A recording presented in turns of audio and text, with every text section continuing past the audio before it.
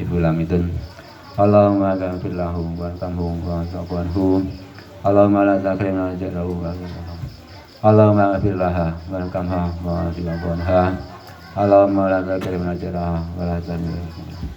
Rabbana ghfir lana wa li ikhwanina sabaquna bil iman wa la taj'al fi qulubina ghillan lil rabbana innaka rahim.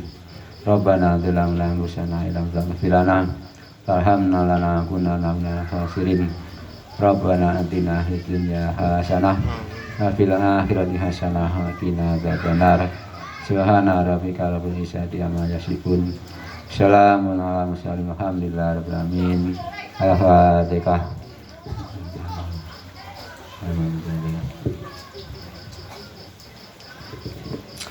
Makaten doa ingkang saged kula aturaken wonten kirang kuni mawonten. Bila saya, Assalamualaikum warahmatullahi wabarakatuh.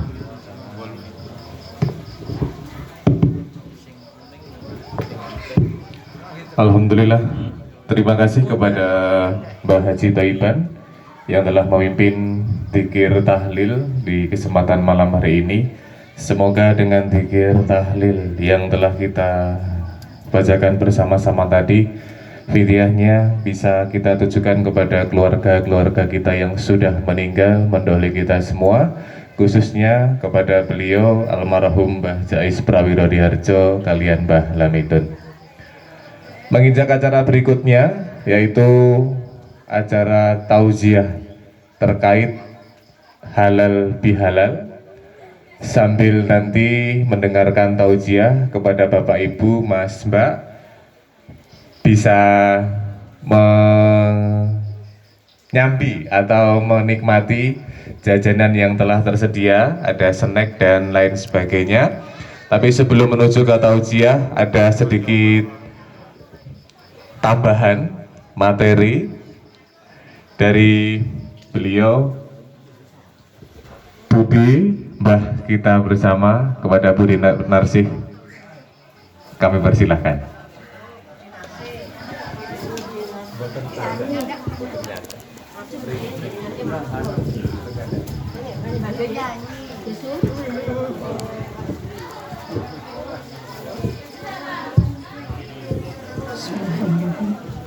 Assalamualaikum warahmatullahi wabarakatuh.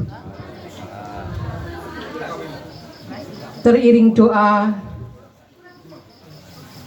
mudah-mudahan Allah Subhanahu wa Ta'ala memberikan kepada kita semua yaitu kesehatan, keberkahan, kelancaran dan kenikmatan, sehingga pada malam hari ini kita bisa berkumpul bersama-sama satu keluarga besar di rumah keprabon Mbah Jais Prawiro Diharjo dengan suasana yang ceria dan berbahagia. Shalawat serta salam tetaplah terlimpahkan kepada junjungan Nabi Agung Muhammad Sallallahu Alaihi Wasallam yang telah kita nanti-nantikan syafaatnya di Yaumul Qiyamah kelak. Bapak Ibu yang saya hormati, kata Mas Ali tadi tidak benar, saya tidak mengisi tausiah ya. Nanti tausiahnya bagiannya Mas Selasaru. Saya hanya ingin menambah sedikit, yaitu saya akan mengulas kiriman video Mas Suryanto di grup Mbah Jais, yaitu tentang sopan santun unggah-ungguh toto kromo. Saya kira itu sangat penting sekali, karena pada zaman sekarang seakan-akan sopan santun itu sudah tidak terpakai lagi. Maka dari itu saya mohon kepada Bapak Ibu-ibu muda untuk membimbing anak cucunya atau membiasakan anak cucunya untuk pendidikan sopan santun. Sanggup nggih? Harus sanggup. Karena zaman sekarang ini anak-anak memang pendidikannya tinggi-tinggi sekali. Namun untuk sopan santun sangat rendah. Bapak Ibu mestinya sudah tahu ya, sopan santun itu banyak sekali. Kalau dibahas satu malam tidak selesai. Misalnya sopan santun dalam keluarga itu saja banyak sekali. Misalnya makan bersama, bagaimana caranya makan, bibirnya tidak boleh berkecap, dan sendoknya tidak boleh berbunyi. Ini kadang-kadang suami saya sampai sekarang belum bisa itu. Mbah Bari itu kalau makan lucu, tak cerita nih, putune ben roh kabeh. Ini Mbah Bari itu kalau makan tadinya itu, piye apa to Kong? Kemudian kalau makan nggak pernah pakai sendok, pakai kuah pun nggak pakai sendok. Engko lek duduhe wis nyembong, kudu diseruput. Ya Allah, saya sampai gitu. Kuwi opo aku. Tapi alhamdulillah sekarang sudah mulai bagus, sudah mulai baik. Kalau tidak benar itu pasti saya ingatkan. Kuwi opo to Kong? Yang jelek lagi waktu makan dengan saya cuman berdua, itu buang angin, kentut. Tuh, saya tinggalkan aja, saya pindah tempat. Wong ora sopan aku yang ngono. Lah ini sangat penting bagi kita. Kemudian ada lagi ya, cara bertamu. Cara bertamu itu harus mengucapkan apa dulu? Salam. Kalau belum si tuan rumah menyambut atau manggake, itu jangan masuk dulu. Itu sopan santun di dalam bertamu. Kemudian di dalam bertamu itu juga cara duduk ini juga yang bagus. Cara berbicara ini juga harus sopan. Jadi jangan seperti orang apa itu, tukaran. Kemudian sopan santun di jalan ini juga ada, di tempat umum juga ada, banyak sekali. Kalau kita bahas banyak sekali. Lah ini saya mohon anak cucu kita diberi atau diajari tentang unggah-ungguh toto kromo. Kita ini katanya orang Jawa, neng orang Jawa nih. Coba Mas Ali, murid Mas Ali sendiri sekarang kamu apa itu beri soal tentang huruf Jawa. Nggak ada yang tahu. Itu susah sekali. Huruf Jawa Hono Coroko itu loh. Itu sudah nggak ada yang bisa. Nulis jenenge dhewe Joko, ngene wangel. Bisa kan nulis huruf Jawa Joko ngono. Lah ini sulit sekarang. Kalau dulu yang glinding, sandangan, pasangan itu masih hafal. Nulis toiban. Nah ini sekarang murid sekarang nggak ada yang tahu. Anak saya sendiri Renda dulu setelah ulangan ya sampai rumah itu tanya kepada saya, Bu, ron ki apa to Bu ron? Tak glendeng bocahe tak jak ning ngarep kalau ron ki ngono kan. Po godhong to ron ki tibake, Masya Allah. Anak sekarang begitu, ron nggak ngerti. Lah ini perlu sekali Bapak Ibu ya untuk mendidik anak-anak kita. Ada lagi yang ditanyakan, Bu, ndas gundul itu dikapakne Bu. Lah jawabanmu mau piye le ndas gundul? Ditopeni. Ya penak men aku. Kuwi basa Jawane gak ngono kuwi lho ya. Lah ini anak-anak sekarang itu begitu. Enggak bisa sama sekali bahasa Jawa. Maka dari itu dilatih ya Bapak Ibu. Kalau bahasa Indonesia ya pakai bahasa Indonesia yang benar. Ora campur-campur. Ayo le pulang. Ayo le pulang. Nah ini salah kaprah. Kalau bahasa Indonesia ya bahasa Indonesia yang benar, nggak usah pakai gue, lu. Lah ini bukan bahasa Indonesia yang benar. Ini bintang ini, lu gue.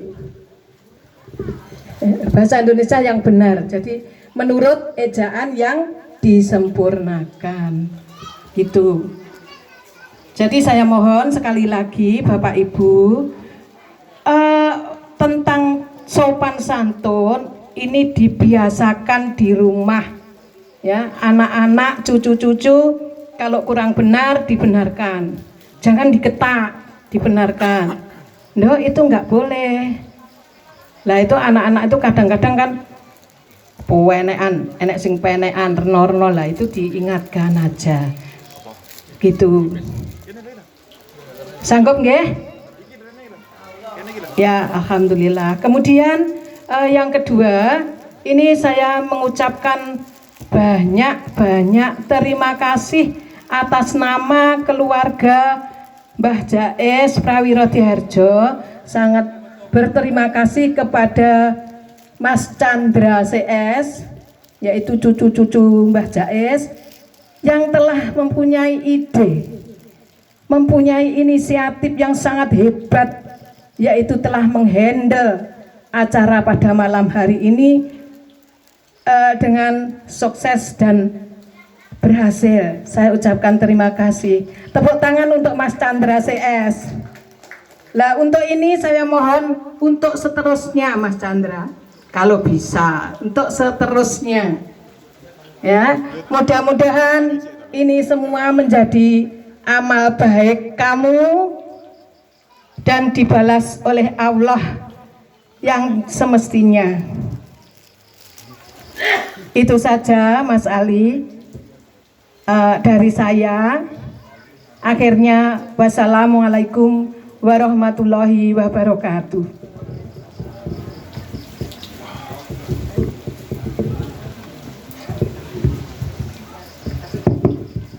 Terima kasih kepada Bude Narsih yang telah memberikan saran-saran serta nasihat-nasihatnya kepada kami semua. Insya Allah akan kami pelajari dan kami terapkan kembali, khususnya kami bagi generasi-generasi muda. Masuk acara berikutnya yaitu tausiah terkait halal bihalal. Nanti yang akan disampaikan oleh beliau Mas Lasaru. Dengan kepada Mas Lasaru nanti, ini masih jam 8:10 Mas. Jadi waktunya masih panjang, ini masih sore. Nanti minimal 20 menit kayak iyo bisa. Lebih nggak apa-apa, tapi usahakan nanti maksimal 30 menit saja supaya nanti acara berikutnya tidak terlalu malam selesainya. Sekaligus nunggu kami dari perwakilan cucu-cucu untuk menyusun laporan keuangan dulu. Kepada beliau Mas Lasaru, karena ini kabelnya terlalu pendek, jadi nanti bisa sambil mendekat di sini. Kepada Mas Lasaru,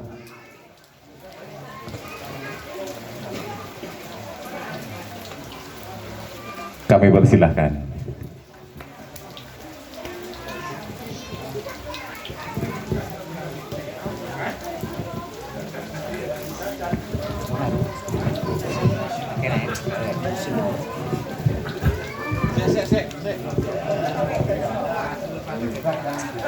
Jajannya masih sedih, karena kurang siji jadi ngecekkan makan. Pun nyantai mawon sedaya selonjor mboten napa-napa. Nggih. Pun nggih. Assalamualaikum warahmatullahi wabarakatuh. Bismillahirrahmanirrahim. Alhamdulillahirabbil alamin, wassalatu wassalamu ala sayyidina Muhammadin wa ala alihi wa sahbihi ajma'in. Subhanaka la ilma lana illa ma 'allamtana innaka antal alimul hakim. Rabbi shrah li sadri wa yassir li amri wa hlul 'uqdatam min lisani yafqahu qawli. Rabbi zidni ilma warzuqni fahma. Allahumma shalli ala sayyidina Muhammad wa ala alihi sayyidina Muhammad sallallahu alaihi wasallam. Para sesepuh, Pak Po, Bude, Bapak Ibu, para Pak Bule, sederek-sederek sedaya ingkang kula hormati. Mas Ali selaku MC. Bahasanya keduren Mas kalau tausiah itu. Nun sewu nggih Bapak Ibu, kula disclaimer nggih, istilahnya pernyataan rumiyin kula niku nggih mondok nggih mboten nate, terus belajar Quran hadis nggih mboten nate, sakjane kula nggih mboten pantes teng mriki. Kula sampun di WA kali Pak Pobari niku kula sampun anu sakjane. Sampun kula Pak Po. Aku iku sing luwih pantes kathah kula ngoten sakjane. Ngenten Ustaz Gamung, Ustaz Mufid. Sakjanipun ingkang langkung pas beliau-beliau nggih masur napa ngaten nggih. Tapi mboten napa lah istilahnya kula mboten niat tausiah, mboten keduren bahasane. Paring pitutur nggih mboten pas mergi teng mriki wonten sesepuh para bini sepuh. Kok ngaji ya ora pas mboten nate, kula mboten nate mondok, mboten nate belajar Quran hadis. Pas niku kula cerita mawon. Ben pas niku kula namung cerita mawon mboten tausiah mboten napa. Bapak Ibu, mugi-mugi mungkin nek wonten sing cocok nggih didamel, nek mboten istilah ini kula namung menasihati diri kula piyambak mawon. Menasihati diri saya sendiri aja. Bapak Ibu, niku sampun bulan Ramadan sampun berlalu. Ini sudah memasuki bulan Syawal, bulan Syawal. Mungkin kula namung cerita mawon, mungkin cerita ini dasarnya dari beberapa yang pernah saya dengar, mungkin dari orang yang pernah cerita ke saya. Ini kalau sanatnya ya mungkin gitu, mendengar cerita saya ceritakan ulang gitu aja kalau sanatnya. Karena kalau nanti kalau saya ngaji terus nggak ada sanatnya dibilang tukang pidato katanya Gus Baha gitu kan, kurang pas juga. Makanya saya nggak tausiah, istilahnya saya cuma cerita menasihati diri saya sendiri aja. Kalau untuk adik-adik mungkin yang cerita saya nanti kalau ada baiknya ya monggo dipakai, kalau enggak ya dianggap aja lah hiburan gitu aja nggih adik-adik ya. Bapak Ibu para sesepuh, sepuh, Ustadz, Ustazah yang kula hormati, saya ingin cerita satu cerita ini menurut saya ini mengandung hal yang sangat dalam, gitu, sangat dalam. Ada suatu ketika Rasulullah Shallallahu Alaihi Wasallam naik ke mimbar. Mungkin Bapak Ibu yang sudah dengar cerita ini kayaknya sudah favorit banget, ini sudah sering diceritakan oleh para ustadz kan. Naik ke mimbar, kemudian beliau berkata 3 kali, amin, amin, dan amin. Jadi 3 kali beliau menyampaikan, mengucap kata amin, amin, amin 3 kali pada saat beliau naik ke mimbar.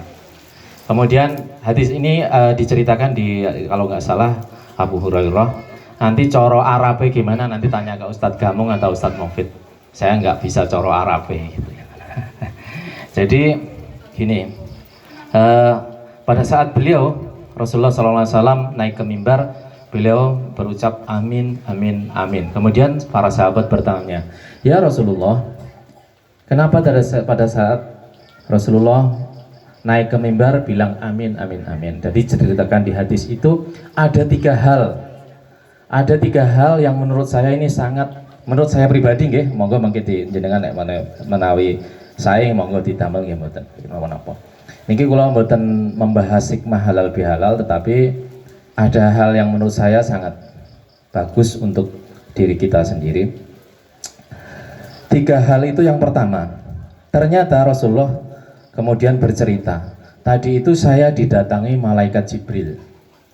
Rasulullah cerita begitu, saya didatangi malaikat Jibril, kemudian malaikat berdoa, ada 3 doanya, makanya saya aminkan 3 kali.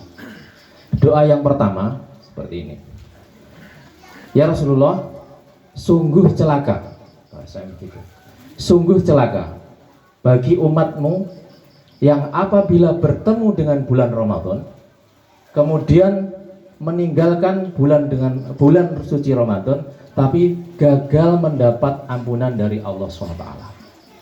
Rasulullah menjawab amin. Bapak Ibu, kalau didoakan malaikat kemudian diaminkan oleh Rasulullah SAW, artinya ini hal yang sangat penting dan perlu mendapat perhatian kita.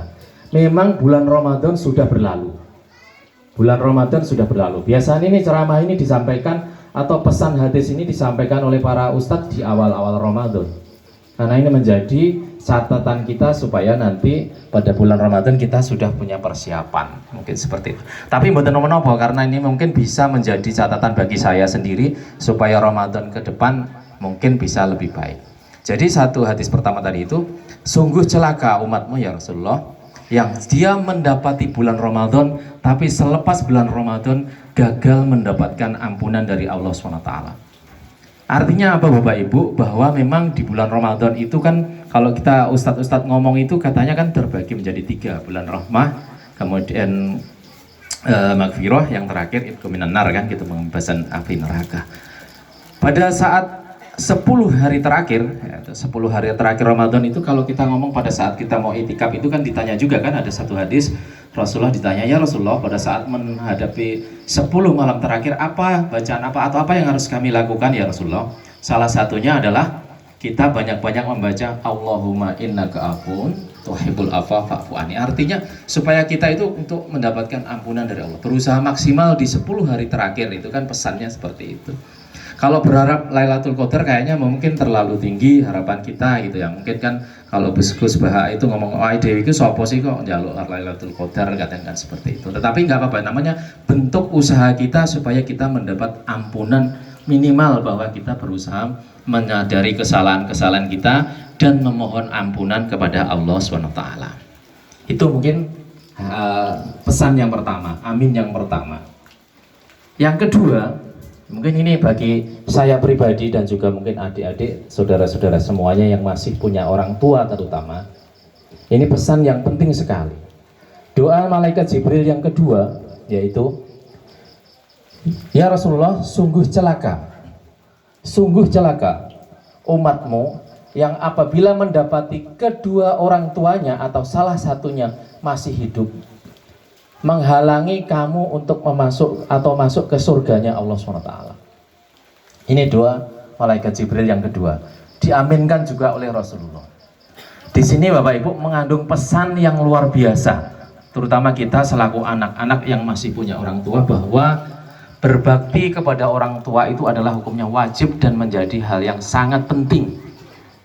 Berbakti kepada orang tua yang masih hidup, bahkan yang tidak atau sudah wafat atau sudah meninggal, kita masih tetap berbakti selaku anak yang soleh, insya Allah seperti itu. Apalagi yang masih hidup. Makanya di situ sampai celaka kalau kita mendapati orang tua kita masih hidup, kedua-duanya atau salah satunya gagal mengantarkan kita ke surga. Artinya pada saat kita merawat orang tua kita, nyenengke wong tua kita, gitu, nyenengke orang tua kita, di situ adalah mengandung pahala yang luar biasa. Dari kecil ya, dulu Bapak Ibu saya cerita aja, ini dari kecil ini saya sudah diajarkan piye carane, pokoknya mbuh caramu piye bisa menyenangkan orang tua. Saya kira itu pitutur dulu dari orang-orang tua kita itu luar biasa. Bagaimana carane nyenengke orang tua? Mungkin dalam bentuk berbagai apapun itu menyenangkan orang tua, yos. Sing dulu misalnya gitu, kalau contoh gampang aja ya, ini adik-adik sekarang kan yang suka main laptop, sungkan nonton Korea, mungkin kadang kalau disuruh orang tuanya itu, waduh wis, lebih abot Koreane, lebih abot laptopnya daripada mendengarkan kalau disuruh orang tuanya. Mungkin ini menjadi pesan kita. Kalau dulu saya masih kecil, saya main bola, saya main di lapangan, kalau disuruh, itu kok nopo neng toko kan gitu kan, boe ngomong gitu, itu ya rasanya kita itu berusaha wis tendang melayu, bicaranya nyenengne orang tua, itu salah satu contoh kecilnya seperti itu. Ini adik-adik ya, nanti mungkin tadi Bu Denarsi sudah memberikan tausiah yang luar biasa tadi tentang sopan santun. Itu penting sekali saya kira untuk kita terapkan dalam kehidupan kita sehari-hari. Ini juga yang kedua tadi, sebagaimana doa malaikat Jibril tadi itu, betapa pentingnya kita itu untuk berbakti kepada orang tua kita. Baik, kalau malah menurut saya baik masih hidup maupun sudah meninggal. Meninggal dalam bentuk kita berdoa, mendoakan beliau-beliau itu adalah salah satu kewajiban kita selaku anak yang soleh, mendoakan kedua orang tua kita atau siapa orang-orang tua kita yang memang sudah wafat atau sudah meninggal. Pada saat beliau-beliau masih hidup, tugasnya kita adalah mulyake orang tua. Ya. Ini adik-adik, saya juga mungkin ini pitutur buat saya sendiri, tugasnya adalah mulyake orang tua, memuliakan orang tua kita. Insya Allah dengan kita memuliakan, kita akan mendapat ridho dari Allah. Sebagaimana satu hadis, bahwa ridho Allah itu tergantung dari ridho orang tua kita.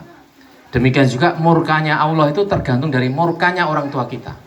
Makanya itu perlu dicatat, okay? Bapak-bapak, ibu, adik-adik sekalian.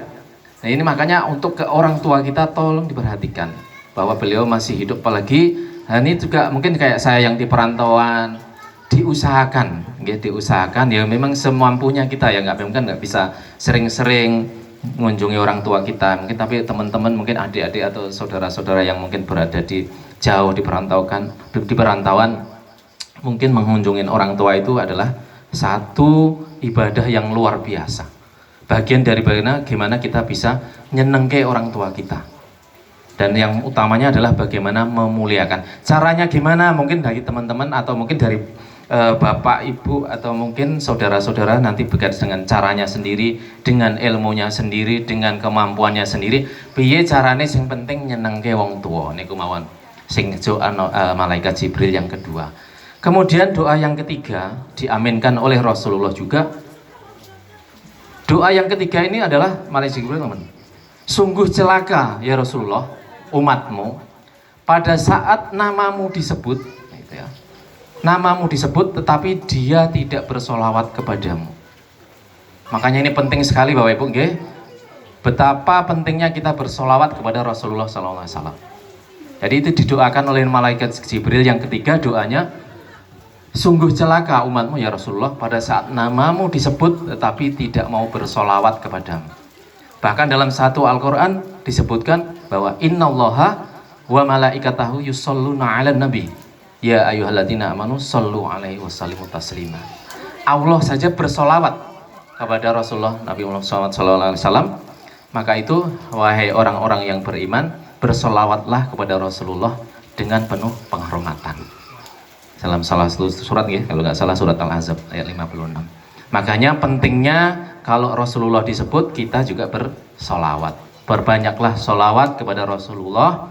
Insya Allah kita dengan bersolawat kita nanti berharap kelak di yaumil qiyamah kita akan mendapat syafaat dari beliau Rasulullah SAW. Allahumma sholli alaihi wasallim alaihi. Bapak Ibu ingkang kula hormati para sesepuh, mboten kathah ingkang saged kula sampaikan. Mungkin cerita kula namung niki mawon.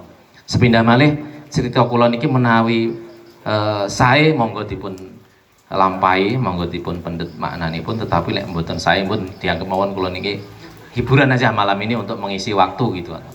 Mungkin itu yang bisa saya sampaikan. Sekali lagi mohon maaf yang sebesar-besarnya. Saya juga mungkin tidak persiapan dari Bude, memang memaksa. Saya sebenarnya sudah ngomong ke sudah matur ke Pak Pobari, jangan saya, tapi karena ini karena perintah dari orang tua ya sebisa mungkin apa yang pernah saya dengar saya sampaikan. Saya ceritakan kembali, itu sajalah. Sanatnya saya cerita, bukan saya ngaji, bukan saya tausiah, tetapi saya cerita kembali apa yang pernah saya dengar. Saya kira itu mungkin yang saya sampaikan malam hari ini.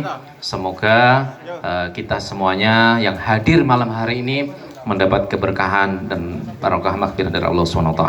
Amin ya rabbal alamin. Wabillahi taufiq wal hidayah. Assalamualaikum warahmatullahi wabarakatuh.